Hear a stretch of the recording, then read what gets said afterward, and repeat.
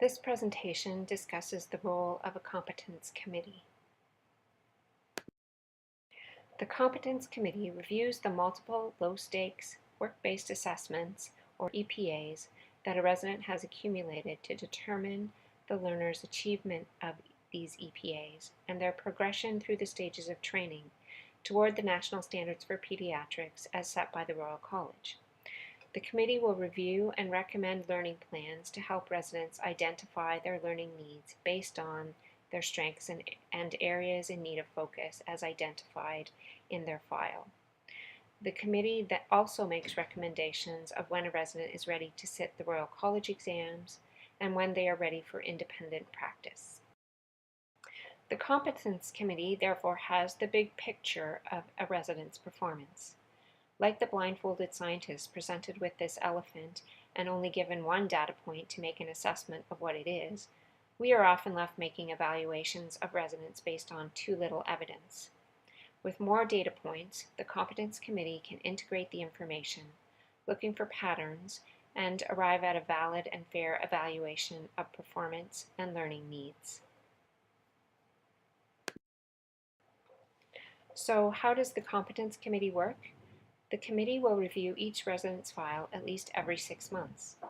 The primary reviewer looks in depth at the multiple work-based EPA assessments.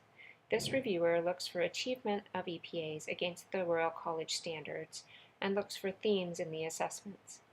For example, there might be multiple assessments that point to an area of concern, such as communication skills.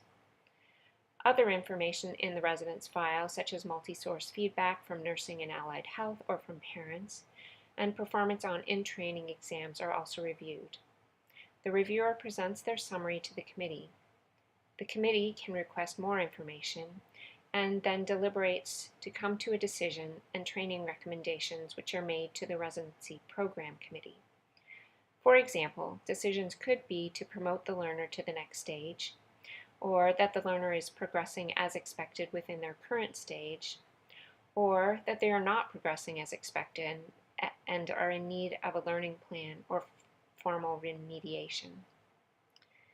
The Competence Committee may also advise the Residency Program Committee on issues of curriculum or assessment if they see patterns in the various assessments reviewed. After the Competence Committee meeting, the primary reviewer will make an appointment to meet with the resident to provide summary feedback and to discuss and provide guidance for training activities that will either help the resident progress through the current stage of training or will be important to focus on in the next stage of training. The reviewer will also work with the resident to develop learning goals for their subsequent training experiences.